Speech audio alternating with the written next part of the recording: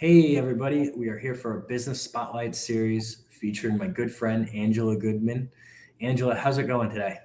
It's good. It's a beautiful day in Virginia. It's a little chilly, but I think tomorrow's going to be 60.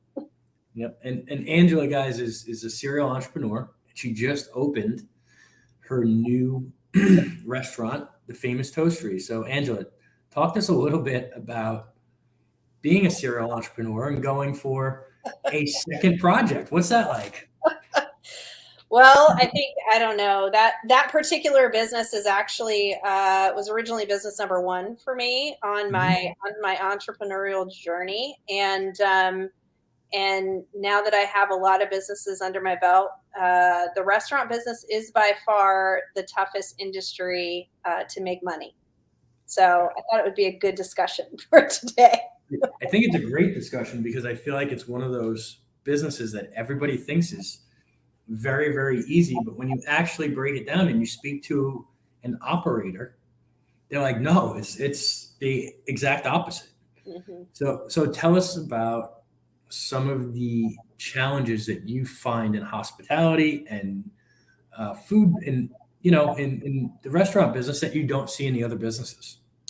The restaurant business, I feel, is an emotional place. Uh, Hmm. the guests are typically emotional. You're working with people who are coming in from any walk of life, as far as your guests are concerned. So they could have had a bad day at work. They could have had a bad day with a partner. They could have had a great day. They could have lost a loved one. They could be celebrating a birthday or a milestone or something that they're happy about. And so every time somebody walks through that front door, you're not sure what you're dealing with in that moment. And so everyone needs to be treated with love and kindness and respect from second one. And Hmm. you are in a business where the staff is highly emotional too. And so it's just an emotionally charged environment. And I think a lot of people that have never operated a restaurant or hospitality business before don't understand that component of it. That's a great starting point. So how do you make sure, because you can only control half of that equation, right? So can you talk to us about how you drill in or how you set the standard and expectation for your team on how to do that? Sure. When I opened the original store 8 years ago, I quickly learned all of that part of it, that people's emotions, what they're bringing from home, play such a big role in their ability to be hospitable to other human beings. Hmm. So at that time, I kind of created an identity for our staff Okay. where we sat down as a management leadership team. I had the leadership team put together 5 words on a piece of paper. We ended up taking votes on which ones they felt were most applicable to the business and to Hmm. our staff as a whole. And then that culture was embedded inside of the restaurant. So to make sure that we were consistent in dealing with everyone who walked through the front door. So, number one, we're family first. We are the number one fresh breakfast in Ashburn. We are resilient. We are kind.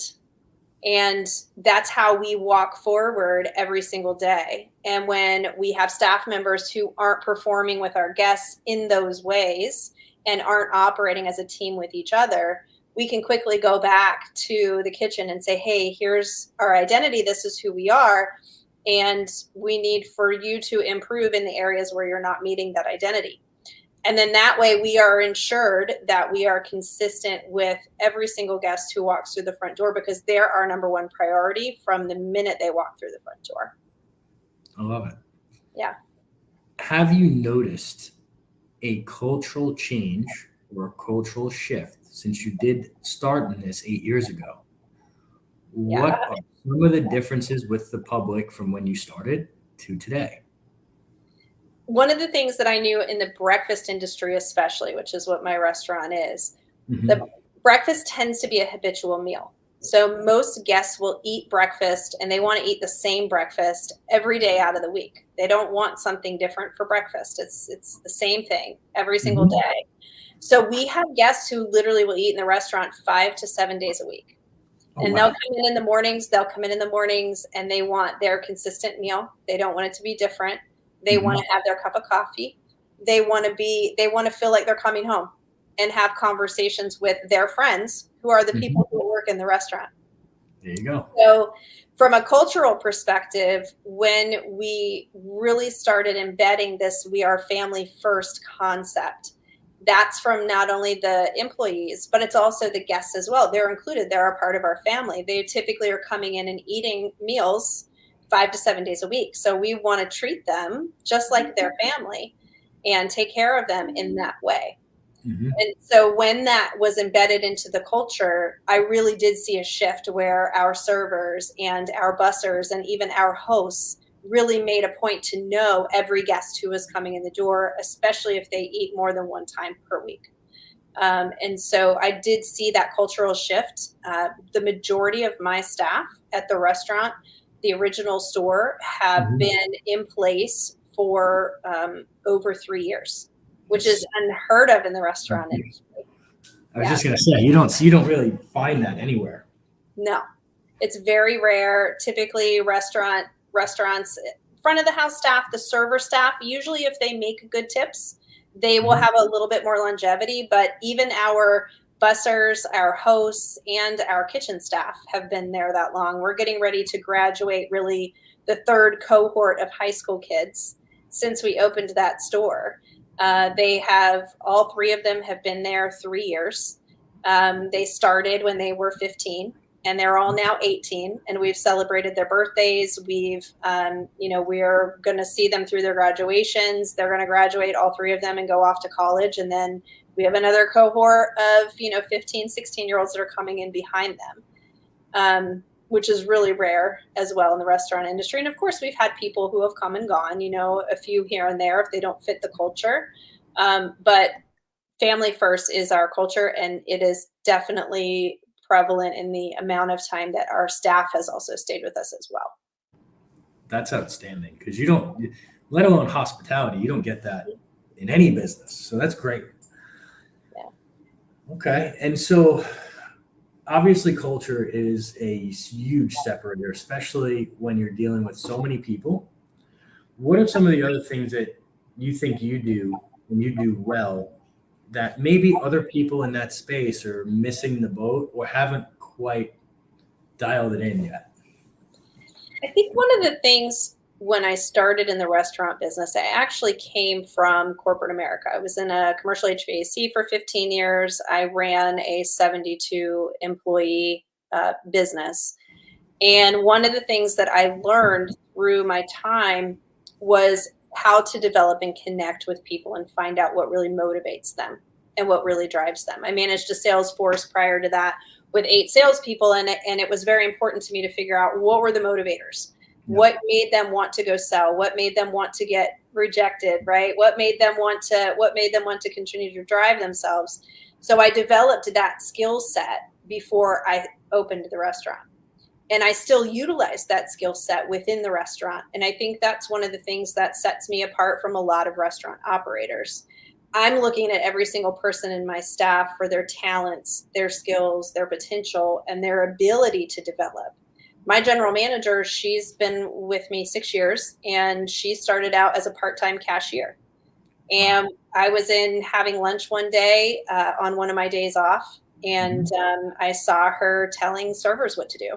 And I saw her letting people know who were new employees how to greet guests. And she was a part time employee. I said, there's no reason why she should be part time, that she clearly has the abilities and the traits that she needs to lead this store. Mhm. And she started managing after the first year and a half. But if I hadn't been there and noticed and saw her potential, Yep. I wouldn't have had a strong leader in the last 5 years. So sometimes restaurant owners, they end up into the daily grind, and it's a really hard business. It will grind you down from Mhm. bad employees to bad customer experiences to the cost of food right now to bad landlords. I mean, it is a grind. It is a real Mhm. grind. And a lot of owners get caught up in that day-to-day firefighting and not looking at the long term, at the big picture. How do I create another me so that I don't have to be in that grind day to day every single day? Yep. Yeah. And I so a love lot of them just don't develop people in that way. it. So what you just said transpires to every business, right? And so I want to kind of unpack that a little bit more because I think you have a gift there, or at least very minimum a skill set that most others don't have. And selfishly, I'm asking a little bit for me. Okay. Mhm. So what questions do you ask? And how do you go about finding out what motivates people? Like, can you break that process down as best you can? I know it's different when you're working with somebody every day, but let's just say clean slate, you're just meeting somebody. What are some of the questions you might ask to try to figure that out and figure that person out, how they're motivated? One of the things that I like to do is break down problem solving scenarios. Hmm. So if you are on the side of the road and you end up with a flat tire Hmm. and you put on the donut, when do you go get yourself a new tire? It's that simple. Because if you show care and concern for yourself and you take care of your vehicle and you have a problem you have to solve that takes care of you, if you Hmm. take time to do that and you might wait a week or 2 weeks or 3 weeks because your car is running and it's getting you from point A to B, then that tells me that you're not going to show the level of care and concern for my staff or for my guests or for other people that walk in the front door. So in an interview process, those are the questions I ask. That's a And then if you don't get into, like, if I can show you, see you're not showing care and concern, then you don't make it onto the team, right? yeah. And then once you're on the team, the way I find out is I observe. I just lay back and kind of watch you. Like if Hmm. you in your day-to-day job, without correcting people, like once they're trained to do the job, now you want to see, okay, when they're put in these situations that they have to solve problems every day and you've given them some autonomy to make decisions for themselves, Hmm. if you watch them solve the problems, in most cases, you'll see how people motivate themselves. Some of them are motivated by money. Some are motivated by feedback. Some are motivated by attaboys. Some are actually motivated by knowing that they're not doing things the way you want them to do them, right? Some of them are people pleasers, and so they want to be motivated in that way. So Hmm. some of that skill set is observational. You just kind of sit back and you observe. How do they react when they're told that they need to correct something? How do they react when they're told that they're doing a great job? How do they react when guests give them accolades or feedback, right? Hmm. And then some of it is a direct conversation. I see a lot of times that business owners will create these recognition programs that are blanketed amongst their team. Hmm. And that's great. You should have those. That should be one layer of how you recognize people on your team. But you should also have a layer that includes what is specific to the motivation of that human being. And Smart. that's a conversation, right? It's either giving them a survey or sitting down with them and saying, okay, I want to recognize you for something you've done. What would mean something to you? What would hold value for you? What are you going to remember so that you remember the good job that you did? And I don't have to continue to remind you, right? But I want to give you something that gives you that intrinsic reward so that you don't forget what a great job you did for me. Got it. Yeah. I love that. Yeah. And so you said these businesses, these hospitality businesses, are by far the hardest. Mhm. Is there anything else that makes them, besides the people aspect, what are some other things that people should know before getting into it and be prepared for that they probably aren't? The vendor relationships are very critical to your success. Mhm. If I didn't have a good relationship with my food suppliers, so I have a produce supplier, I have a broad line supplier that has the majority of my things. I have a paper product supplier. I have a linens supplier. I have a dishwashing machine company. I have repair companies. I have, obviously my insurance vendors and other supplies that are random and other repair like you have literally in the hospitality business, because you are maintaining a building space that is utilized. Some restaurants operate 10 hours every day. my Mhm. restaurant my restaurant is open from, I get staff gets there at 5:30 in the morning and they don't leave till 4 o'clock, so I'm operating 12 hours a day 363 days out of the year. Yeah. right? So in that case, your vendor relationships can make or break you. If I run out of a specific type of food, or if I run out of a specific ingredient, or if I can't get a repair done on my oven, my Mm-hmm. business is down. It's not functioning, and I have to shut down and turn everybody away. So having a close relationship with your vendors is really critical in the hospitality business. You should be treating them just like you treat your guests. Yeah. From paying them on time to, to listening to them, to if they have an issue, helping them solve their problems. It's about being a good community member for your Mm-hmm. vendors as well, so that you can have a good relationship with them. Because at the end of the day, if you don't have a good repair company or somebody that can fix things when things go down, you're not bringing in any revenue. Yeah. That makes a lot of sense. And I'm sure that is a very, very key piece. So let me ask you, these businesses are harder. Why do you love them? I'm serious. It's funny that you asked that. So I'm a person. One of my major purposes is to help other people, Mm-hmm. and to bring joy to other people, and to take care of other people. So Yeah. I got into this space because of the days that are somebody's best day, or the days that are somebody's worst day, and they need to Mm-hmm. be picked up. Like I got into the hospitality space 100% for the guest experience, to bring joy to people, like, so that they, how comforting is it that that you can go down the street a block or two and get your same breakfast from your same server, who's going to care about you as a human being, and also love on you. Because there's a lot of people that don't have that type of thing in their life, and they just go out to eat and they connect with people in their restaurant, and then they get their cup filled in that way.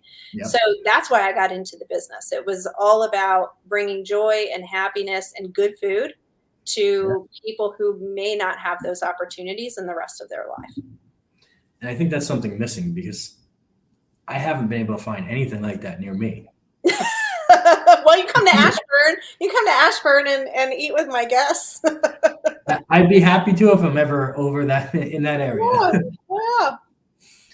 So what are your plans for this business moving forward? And how do you plan on executing those? And I know you probably weren't expecting me to ask that, but I feel like it's a good time to ask it. This particular business I've been in now for 8 years. Mm-hmm. I did have a secondary location at one time. Mm-hmm. That was more of a satellite, so we didn't get that guest connection, and I think that was really missing for my staff. So that made that particular location a challenge. Mm-hmm. When I initially opened, I had the idea that I would open up 4 stores, and be able to manage those 4 stores. And then COVID and the economy had other plans for me. Mm-hmm. So at this point in time, my goal is still to be inside the one location and maximize the revenue there. Okay. So it is not cheap at all right now to grow into multiple locations in the restaurant business, especially with the volatility behind food costs and other prices that go into operating every day. Mm-hmm. And the build out right now, construction is also still through the roof. So for anyone out there who's thinking about expansion, if you have a location that is doing well and you're profitable, 10x that business before you go into another one. That would be my statement for everybody, and that's what I'm doing. Mm-hmm. We're building out other revenue streams within the restaurant, so catering, event space, the things that we can add to our normal day-to-day is what we're currently building out right now in order to build the business inside the same 4 walls. Yep. That's so smart, because I think that people have a very, very large misconception about business. And I think way too many people consider the top line and not really the bottom line. Mm-hmm. And we attach this massive ego that we have to top line, and bottom line actually matters way, way more. Yep. And you just, without saying all that, you basically said all that. Mm-hmm. And so in this environment, you're suggesting that people, instead of expanding to location 2 or location 4, make sure you got everything out of the existing locations that are open. Mm-hmm. Now, there is some awful feedback. I'm not sure whose side that's on. It just got better. Do Okay. you have a checklist, or what would you advise other entrepreneurs on how to make sure they maximize their current locations before they move on? Like, what are some questions that you asked yourself to come to the conclusion that you came to? Well, I started to sit down and look at the numbers and what my return on investment was going to be if I Mhm. decided to take money out of the existing location and put it into a new one and do construction from the ground up, which is what I did in the first location. Then I also looked at, okay, well, if I don't want to spend the kind of money going into a new build out, what do I need to do and how much would it cost me to renovate an existing restaurant space? That's obviously much cheaper on the front end, but can also lead you to some expensive options too, because you get Yeah. into an old restaurant and maybe certain things weren't up to code, or maybe there were issues with mechanical systems or water supply or something along those lines, and you end up having to put quite a bit of money into that renovation work also. So Mhm. I started to run some of that return on investment, and I said, you know what, I can invest in my existing staff. I can ask more of them by doing so. And then I Mhm. can build out these other revenue streams. And that's my option number three. And so that's what I ended up going with at the time. And I'm glad I did, because to be honest with you, starting last July, we really saw here the economy start to change. Yeah. And people were not spending like they had been. And we were very soft in October, November, and December this year, which are usually our three busiest months. Yeah. So I'm glad that I didn't go that route. But that's the process that I went through. I sat down and ran numbers on what does it look like for my return on investment if I do all in? What does it look like if I do second gen remodel on an existing Mhm. store? And then what does it look like if I stay in mine and 10x what I've got there instead of, and add some new revenue streams that I wasn't really going after. That's brilliant. I wish everyone did that. I would have less emergency phone calls. I don't know, but that's good for you, right? That's what you want I to have. No, I rather that, Angela. I rather that. I don't like the emergency phone calls. I Yeah. like the growth phone calls. I like, hey, we're doing this. Can you help? Yeah, sure, I got you. I don't like I need it by Friday or the world's ending. Cool. Yeah. Yeah. Well, I have to say, unfortunately, in the early years for me, I was that person. I mean, I don't think I really had a good understanding going into the business of how much you actually bleed in a heavy labor based, business. My years in HVAC, it was a $25 million P&L I was running with 72 employees. But again, it was $25 million. So there was a lot of room there for cash flow, right? And that particular Mhm. profit level in that business was about 32%. So that gave me a lot of money to work with. If we Yeah. had a bad job, or we had something not go right, or I needed to hire somebody, like there was money there for me to work with and determine what I wanted to do with it. In the Mhm. restaurant business, especially in my first couple of years, I was lucky to make 3 or 4%, and that's when you're doing, at that time, I was only doing like 1.2 million.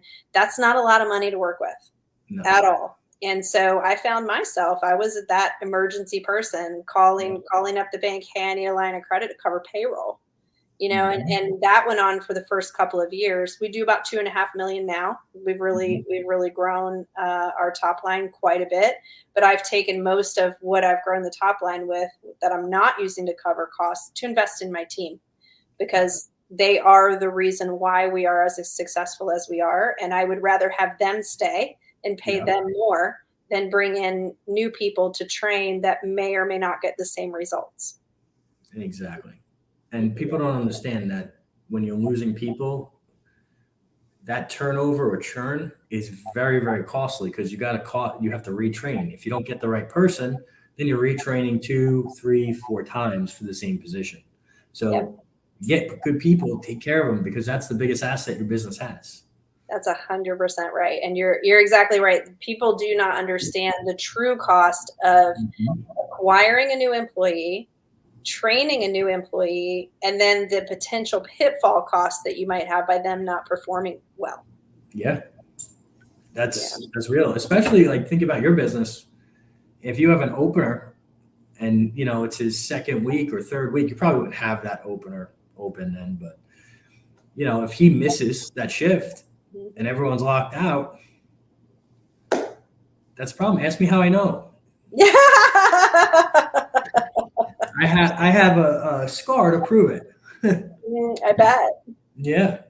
So Yeah. I've been there. So the future is we're gonna develop this as strong as possible. Wait for the economy to turn, and then probably rework or relook at a plan for expansion. Yeah. Yeah. I think right now it's just a little bit of a holding pattern, and a build within those four walls, and then kind of see where we go from there. The other interesting thing in the brunch business right now is the explosion of some of the larger brunch chains, like First Watch. I know you've got a lot of those down there in Florida. They have really exploded, and they've put massive capital into it. I think they're over $1 billion now. And I personally don't see how they're going to be able to continue on the same growth trajectory that they have today. So I'm kind of interestingly sitting back and watching it. In the meantime, there have been some other smaller regional chains that are really working on some of their growth models and plans. So the industry, the breakfast and brunch industry, is really starting to kind of saturate. It used to be kind of, you were in a larger market, you for sure had an IHOP. In the Southeast, you had a Waffle House. Up north, you had the independent diners. But now you've got several different brunch concepts that are really going after the marketplace, and all the restaurant owners have determined that brunch is a profitable business. So a lot of them have opened for brunch also. So for me right now, it's about sitting back and watching that, and whether or not there's actual more organic growth available to me right now, because I don't want to put a bad investment together. I've been there, done that, and I don't want to do that again. So I think you'll be all right. First Watch is around by us. It's really good. But if I had a family run like deli that was good, or like a diner, I would go there. They don't have that down here. The first person that actually brings diners down to the South that are somewhat similar to the ones that are up north is going to kill it. Is going to. I don't like chains. It's never been my cup of tea. Yeah. So is there anything that we didn't ask, any questions that I didn't ask that you feel I should have, that would, by me not asking, is doing our audience a disservice? Let me take a moment to think about that.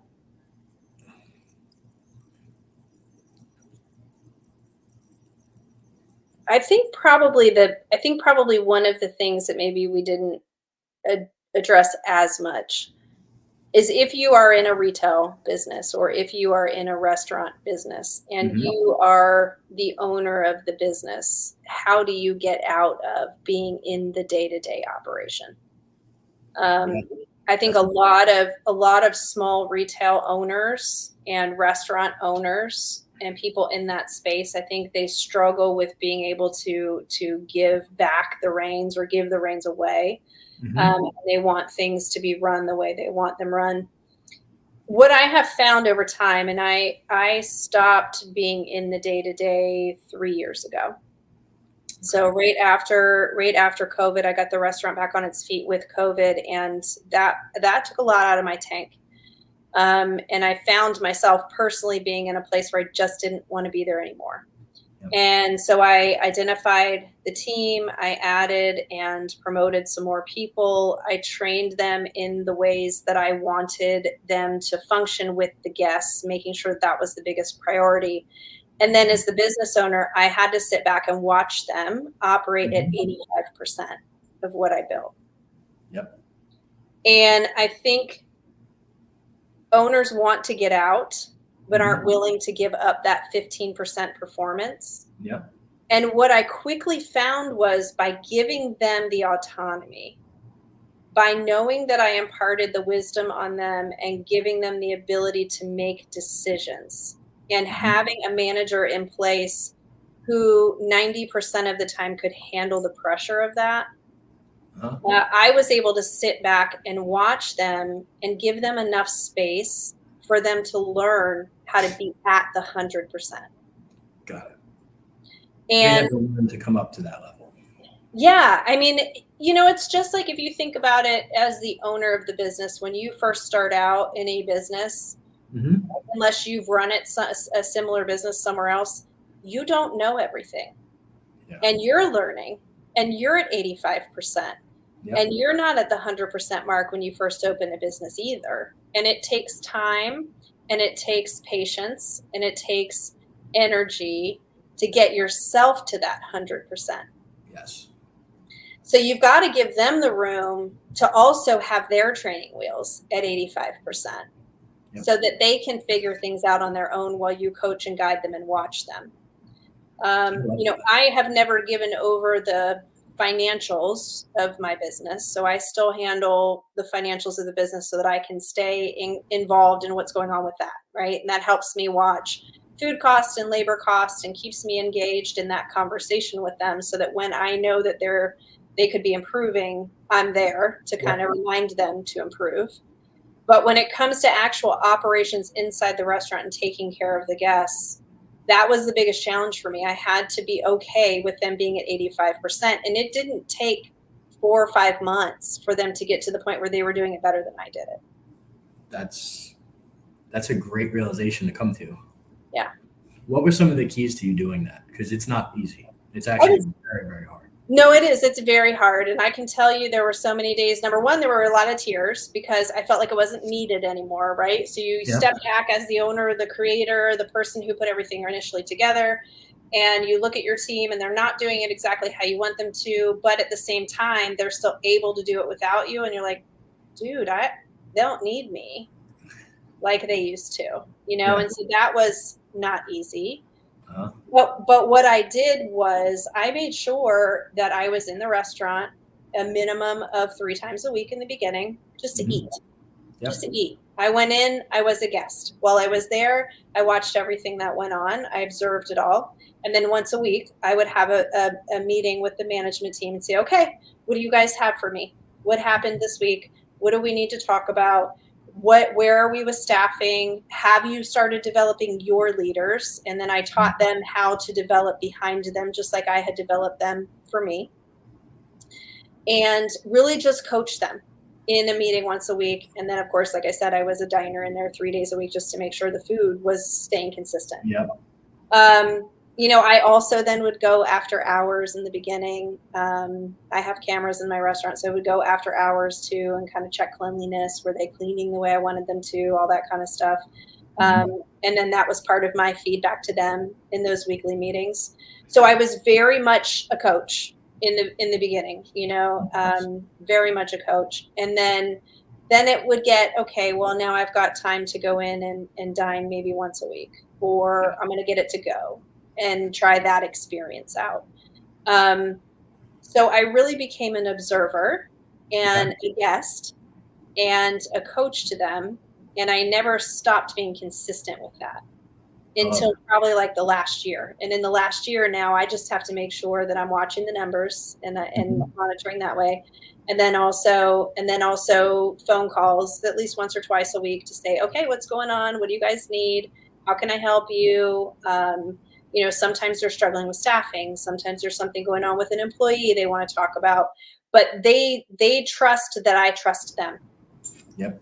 So if they need something, they can come to me and we talk it through. I love that. The conversations are not always pretty. No. They're not always pretty. No. Sometimes they come to me and I'm like, what the heck? Why are you doing that? And sometimes we have a little come to Jesus moment, but but bottom line is that they know that I'm here to support them. Even if I'm going to get on top of them, I'm going to be here to support them no matter what.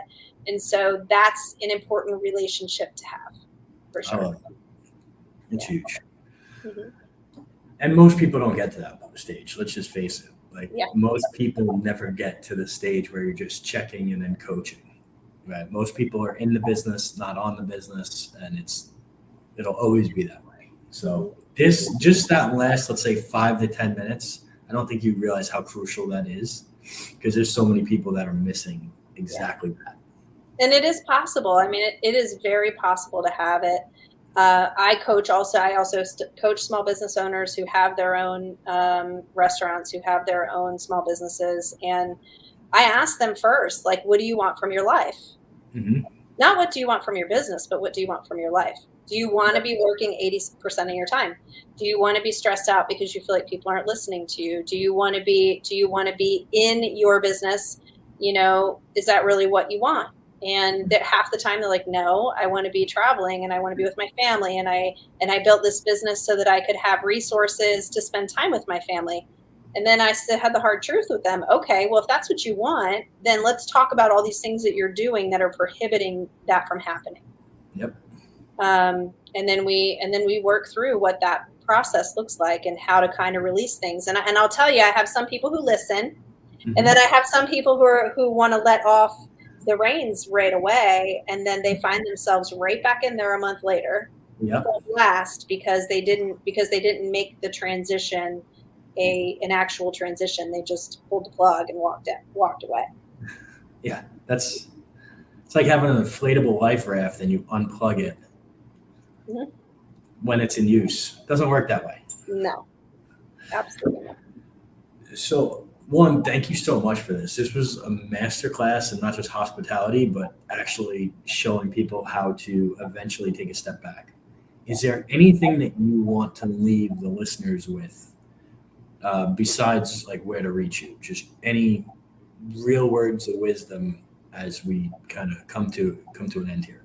Yeah, for myself, I have found in my own journey, the biggest piece of the puzzle, if you are frustrated or you are feeling pressured or if you are feeling disconnected, it's time to reconnect with yourself and really think about, what do you want from life? Write it down, journal about it, and determine, what do you want for you, regardless of what anyone else around you wants. So spouse, children, whatever, employees, don't think about what they want. Think about just what you want. Connect to yourself. And then some of the answers that you've been looking for and some of the struggles that you've had will start to really kind of clarify what it is that you need to do to move forward for you and what you want. People don't do that enough. I didn't do it enough for myself. For many, many, many years. And when I started doing that was when I started being much more successful with my businesses and my life and the people around me. I love that. Yeah. And I think everyone needs to hear that. Mm-hmm. So if anyone wanted to work with you one-on-one, right? Mm-hmm. Because this is nationwide. If anyone wanted to work with you one-on-one, where can they find you? What's the best way to get a hold of you? I am quickest to respond actually on Instagram. Okay. That's my quickest place to respond. And you can find me on Instagram at MS Angela Goodman. So Ms. Angela Goodman. And then I do have a website for my other business, which is my coaching business. And that is www.valkyrieventuresgroup.com. Awesome. So 2 best ways to catch me. Thank you so much for doing this. You crushed this. This was awesome. Thanks for having me back. I love it. I expected nothing less. I mean, like, this was like set in stone. So awesome. Well, right. I appreciate it, Jonathan. You are always a gracious host, and it's just nice to be able to see you. Likewise, Angela. Thank you.